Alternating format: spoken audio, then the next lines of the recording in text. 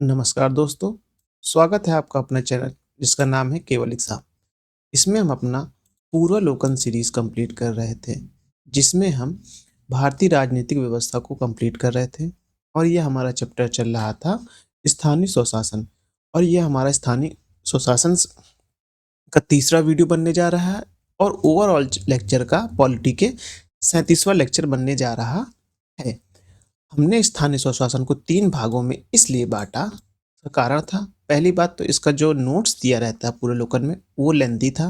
साथ ही पहला वो लेंथी होने के कारण वो हो गया। दूसरा इसमें क्वेश्चन बहुत ज़्यादा थे, तो हमने प्रयास किया कि 50 क्वेश्चन तक जो पहले वीडियो में ही कंप्लीट कर दें। 50 से लेकर 130 क्वेश्चन तक हमने दूसरे वीडियो में कंप्लीट किया।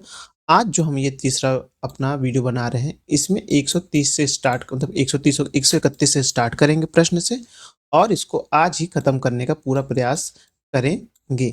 चलिए प्रारंभ करते हैं, लेकिन उससे पहले अगर आपने अभी तक हमारे चैनल को सब्सक्राइब नहीं किया है तो सब्सक्राइब कर लीजिए।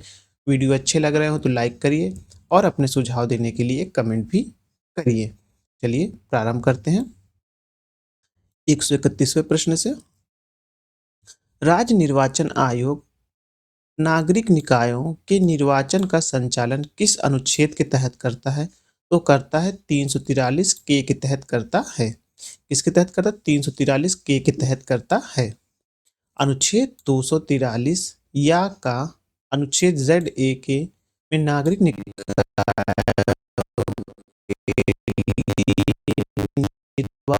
का उपबंध है।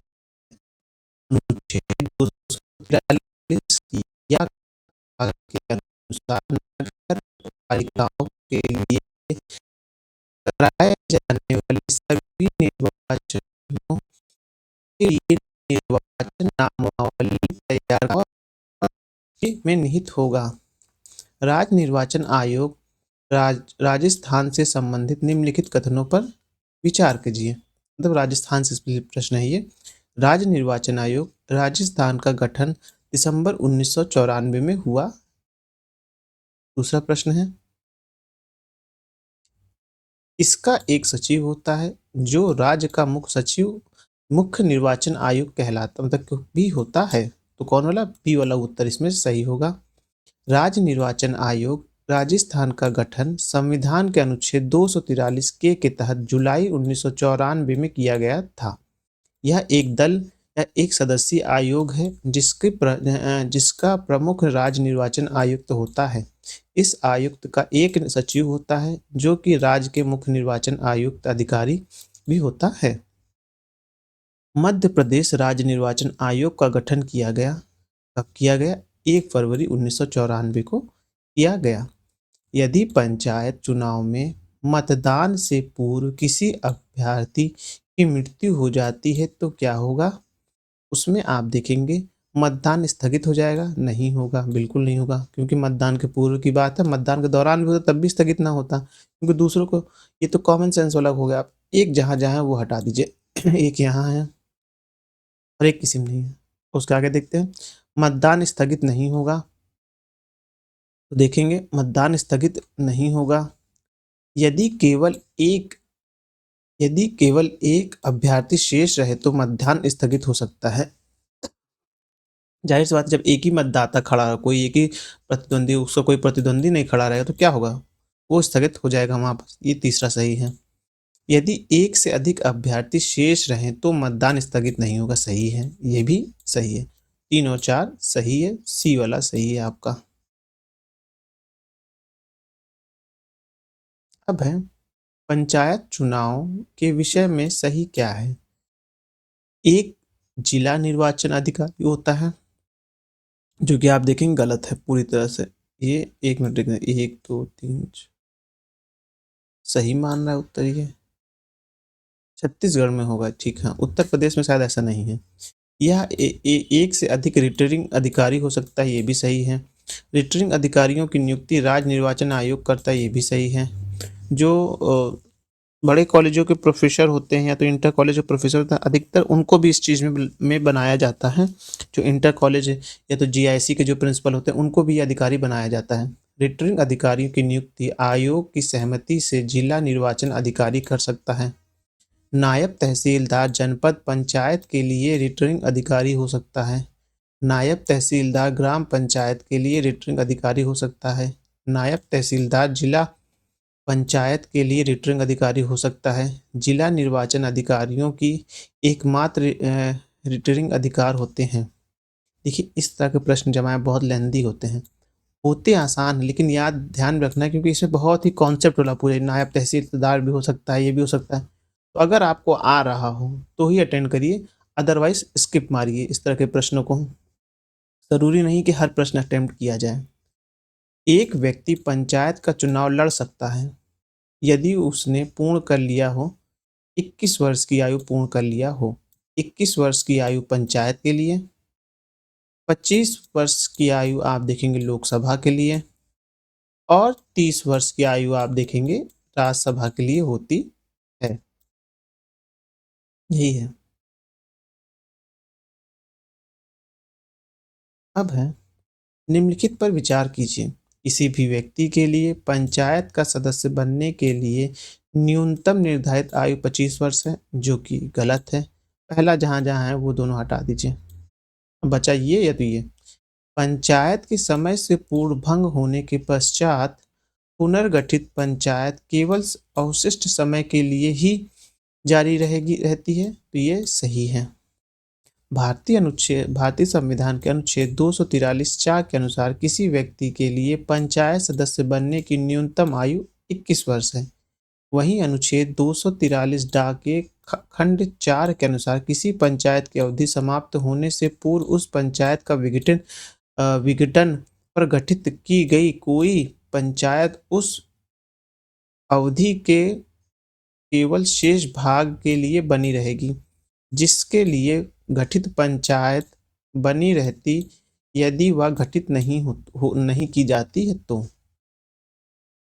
वह कॉलेज का विद्यार्थी अपने नगर की नगर परिषद में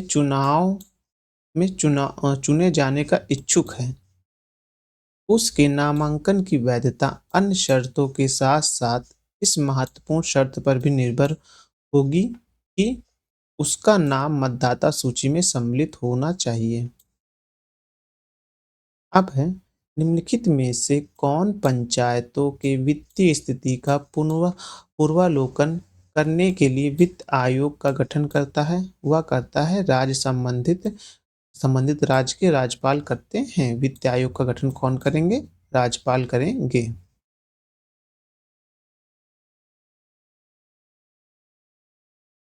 पंचायतों के वित्तीय स्वास्थ्य का मूल्यांकन करने के लिए वित्त आयोग के गठन का प्राधिकार किसको है? तो आप देखेंगे राज्य के गवर्नर यानी कि राज्यपाल का है। निम्नलिखित में से कौन राज्य सरकार तथा स्थानीय शासन के बीच राजस्व बंटवारे के लिए उत्तरदायी है? तो वो होंगे राज्य वित्त आयोग होगा। राज्य वित्त आयोग का गठन भारतीय संविधान के अंतर्गत किया जाता है। अनुच्छेद 243 ए एच के अनुसार, 243 ए आई के अनुसार, 243 जे के अनुसार या 243 के अनुसार। तो उत्तर होगा आपका 243 आई के अनुसार। अब निम्नलिखित में से कौन सा एक प्राधिकरण किसी राज्य के राज्यपाल को उस शेष राज्य की पंचायत द्वारा विनियोजित हो सकने वाले करों और शुल्कों के निर्धारण के सिद्धांत के विषय में संतुष्टि करता है? वह करेगा राज्य वित्त आयोग करेगा। निम्न पर विचार कीजिए और नीचे दिए गए कूट की सही उत्तर से चुनाव करिए। स्थानीय निकायों को वित्तीय सहायता प्रदान करने हेतु उपायों पर विचार करने के संबंध में संघीय वित्त आयोग की कोई भूमिका नहीं है। संविधान के 73वें तथा 74वें संशोधन के बावजूद स्थानीय स्वशासन संविधान की 7वीं अनुसूची के अंतर्गत राज्य विषय ही बना हुआ है। तो देखेंगे राज्य विषय जो है ये नहीं बना हुआ है। संविधान के अनुच्छेद 280 के अधीन गठित संघीय वित्तीय आयोग केंद्र और राज्य के मध्य वितरित करने वाले करों एवं संदायों के संदर्भ में अनुशंसा प्रदान करने के साथ साथ राज्य में स्थानीय निकायों के संसाधनों को आपूर्ति करने के लिए राज्यों की संचित निधि से संवर्धित होते हेतु आवश्यक उपायों पर भी विचार करता है। इस प्रकार कथन एक गलत है जबकि कथन आर सही है। विकल्प डी सही उत्तर होगा। अब निम्नलिखित वक्तव्यों पर विचार की जो नीचे दिए गए कोट को सही बताइए। अब है कथन ए, राज्य निर्वाचन आयोग एक संवैधानिक प्राधिकरण है क्योंकि ग्रामीण स्थानीय निकायों के निर्वाचन पर भारत के निर्वाचन आयोग का निरीक्षण रहता है, जो कि गलत है। किसका रहता है? राज्य के रहता है, राज्य निर्वाचन आयोग का निरीक्षण रहता है। तो आर गलत हो जाएगा। तो आर जहां लिखा है किंतु आर गलत है, तो डी वाला ऑप्शन सही है। निम्नलिखित में से कौन संवैधानिक प्राधिकरण है? नीचे दिए गए कोट से सही उत्तर चुनिए। आप देखेंगे जो संवैधानिक है वो आप देखेंगे राज्य निर्वाचन आयोग, राज्य वित्त आयोग, जिला पंचायत और राज्य निर्वाचन अधिकारी, जो ये नहीं होगा।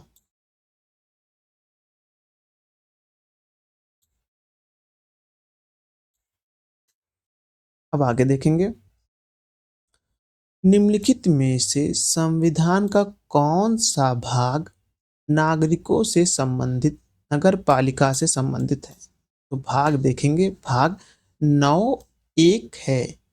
ध्यान रखिएगा, भाग 9(1) है, नगर पालिका से संबंधित है। अब है भारतीय संविधान के 74वें संशोधन के माध्यम के संबंध में निम्नलिखित में से कौन सा कथन सही है? यह संविधान में एक नई अनुसूची जोड़ने का उपबंध करता है। नहीं, ठीक है, ये भी सही है। देखेंगे आप 11वीं 12वीं अनुसूची। यह नगरपालिका के कार्य प्रणाली का पुनर्संरचन करता है, ये भी देखेंगे आप सही है। उसके बाद देखेंगे, यह नगरपालिका में महिलाओं के लिए आरक्षण का उपबंध करता है, ये भी सही है। यह केवल कुछ निर्देशित राज्यों में ही प्रयोज्य है, जो कि गलत है। ये आगे ना कुछ केवल, ये जो है गलत वाक्य हो गया। तो पहला वाला ऑप्शन जो है वह सही हो गया। 74वें संविधान संशोधन अधिनियम 1992 से नगर पालिकाओं को संवैधानिक दर्जा प्रदान किया गया। इस अधिनियम द्वारा संविधान में एक नए भाग 9 का तथा 243 ता से 243 या छा तक 18 नए अनुच्छेद एवं एक नई अनुसूची 12वीं अनुसूची जोड़कर नगरों में स्थानीय शासन के विकास की विस्तृत प्रावधान किया गया। यह अनुच्छेद देखेंगे आप, यह अधिनियम 1 जून, कब से? 1 जून 1993 से प्रभावी हुआ। तो वहीं आप अब कमेंट करके बताइए कि 73वां संविधान संशोधन किस तारीख से या किस वर्ष से जो है अधिनियमित हुआ, मतलब किस वर्ष से वो अधिनियमित किया गया। अब आप ये हमें कमेंट करके बताइएगा या प्रभावी हुआ। 74वें संविधान संशोधन का कुछ विशेषताएं निम्नलिखित हैं। पहला आप देखेंगे, 3 प्रकार की नगर पालिकाओं का प्रावधान, नगर निगम, नगर पालिका परिषद एवं नगर पंचायत है। कार्यकाल 5 वर्ष है। हालांकि इन्हें पहले भी भंग किया जा सकता है।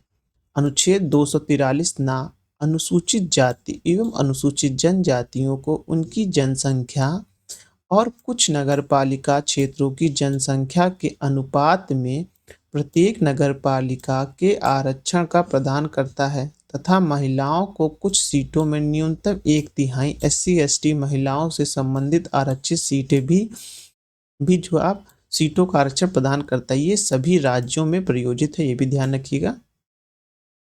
अब 149वां प्रश्न है, निम्नलिखित में से किस संविधान संशोधन अधिनियम के द्वारा नगर पालिकाओं को संवैधानिक स्थिति प्रदान हुई? तो वो 74वां संविधान संशोधन 1992 है। अब 150वां प्रश्न है, किस संवैधानिक संशोधन द्वारा शहरी स्थानीय शासन को संवैधानिक दर्जा प्रदान हुआ? तो वो था 74वां संविधान संशोधन 1 जून से, ये भी ध्यान रखिएगा आप लोग। मध्य प्रदेश की नगरपालिका में अनुसूचित जाति हेतु हेतु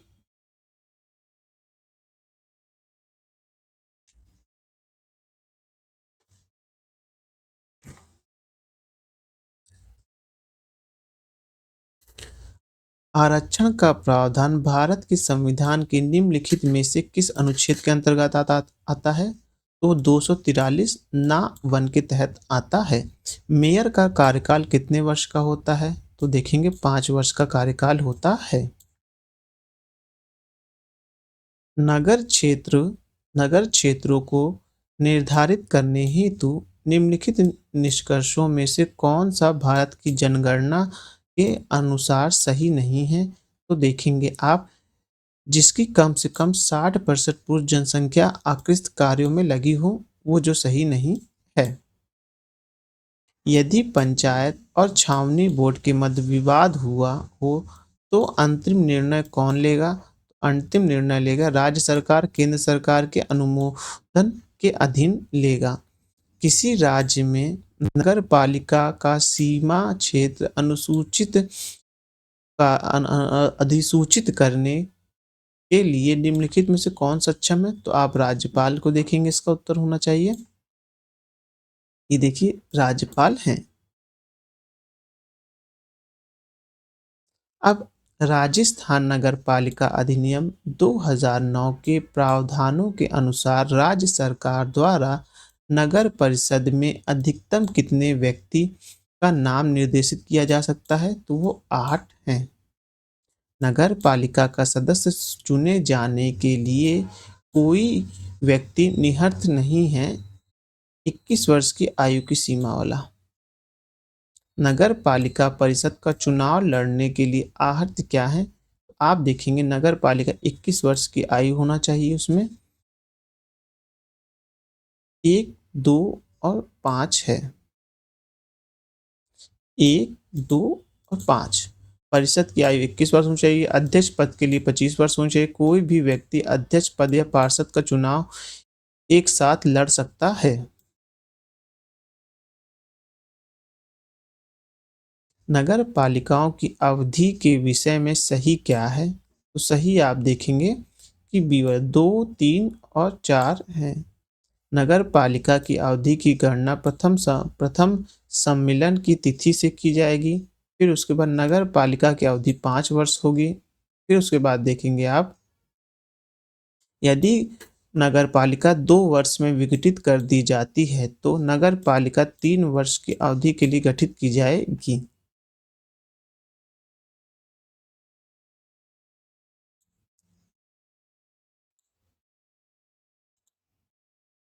नगर पालिका परिषद के अध्यक्ष के प्रवर्तन के विषय में सही क्या है? परिषद के 1/3 1/4 सदस्य के हस्ताक्षरित प्रस्ताव के द्वारा प्रवर्तन की प्रक्रिया प्रारंभ की जा सकती है। परिषद के 3/4 निर्वाचित सदस्यों के हस्ताक्षरित प्रस्ताव के द्वारा प्रवर्तन की प्रक्रिया प्रारंभ की जा सकती है।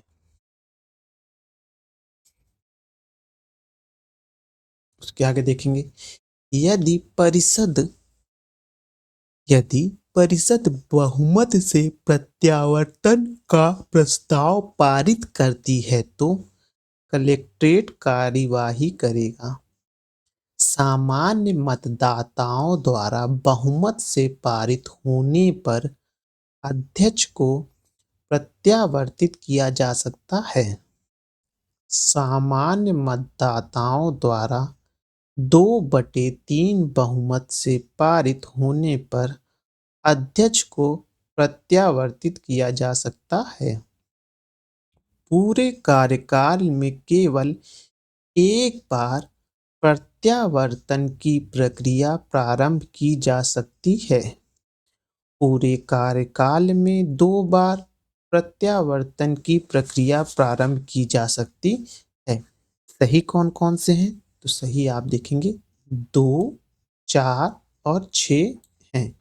ये सही है, ये सही है और उसके बाद देखेंगे आप कि ये सही है।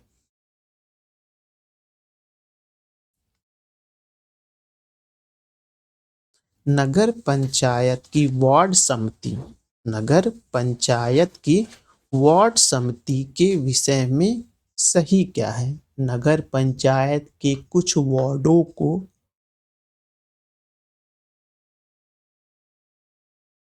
मिलाकर वार्ड समिति बनाई जाती है। फिर उसके बाद देखेंगे इसमें वार्ड से निर्वाचित पार्षद सदस्य होते हैं। फिर वार्ड से देखेंगे वार्ड में रहने वाले 2 व्यक्ति समिति को मनोनीत करते हैं। वार्ड समिति का अध्यक्ष नगर पालिका अध्यक्ष के द्वारा नामित किया जाता है, जो कि गलत है। सी वाला ऑप्शन इसमें सही होगा। यदि एक पार्षद विधि व्यवसायी होते हुए भी किसी अन्य व्यक्ति की ओर से नगर पालिका परिषद के विरुद्ध कार्य करता है तो क्या होगा? तो होगा ये कलेक्ट्रेट उस पद से हटा देगा। ये वाला ऑप्शन सही है।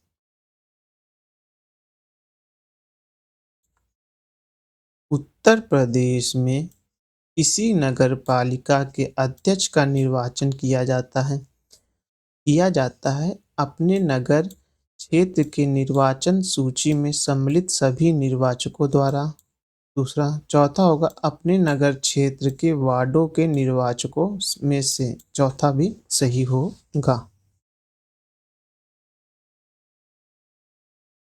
निम्नलिखित युग्म में से कौन सा युग्म सही नहीं है? तो गाजियाबाद जो नगर पालिका परिषद है वो सही नहीं होगा।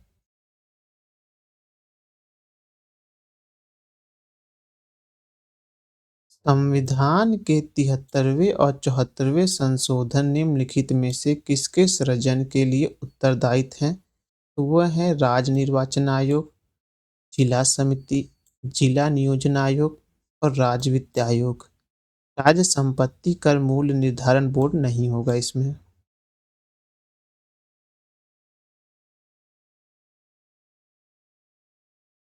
संविधान के 73वें संविधान संशोधन 1992 इसका लक्ष्य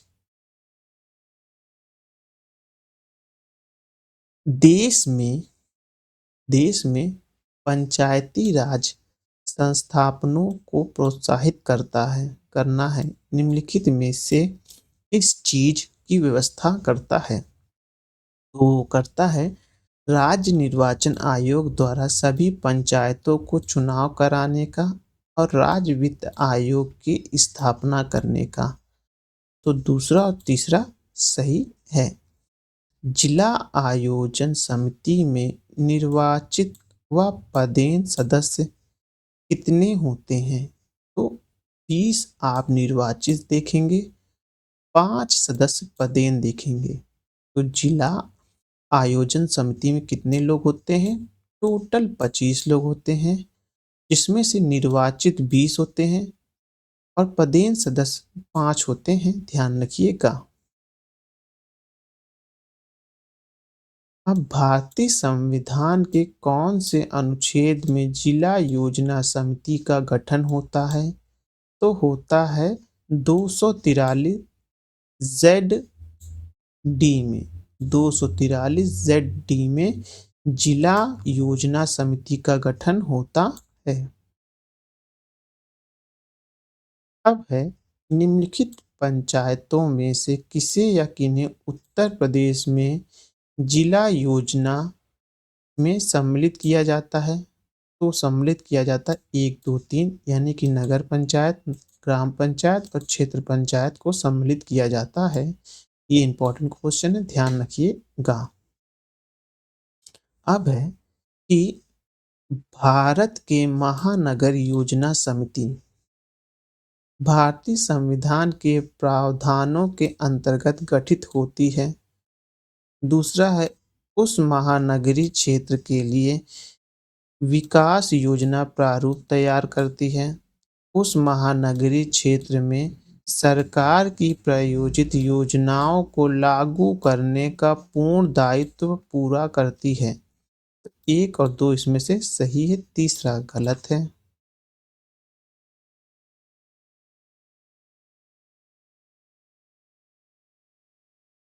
निम्नलिखित में से कौन महात्मा गांधी राष्ट्रीय ग्रामीण योजना गारंटी अधिनियम के अंतर्गत लाभ प्राप्त करने का पात्र है? तो देखेंगे किसी भी परिवार के वयस्क सदस्य जो है वो प्राप्त है। महात्मा गांधी राष्ट्रीय ग्रामीण योजना गारंटी योजना में आयोजना बनाने, संपादन करने और क्रियान्वयन की जिम्मेदारी निम्न में से किसकी है? तो ग्राम पंचायत की है।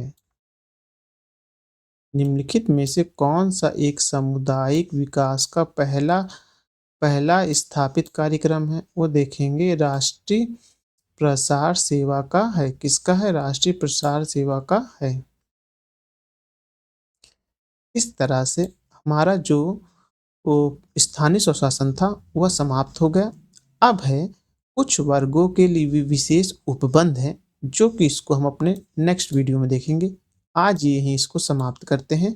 चलिए धन्यवाद। लेकिन उससे पहले अगर आपने अभी तक हमारे चैनल को सब्सक्राइब नहीं किया तो सब्सक्राइब कर लीजिए। वीडियो अच्छे लग रहे हो तो लाइक करिए और अपने सुझाव देने के लिए कमेंट भी करिए। धन्यवाद।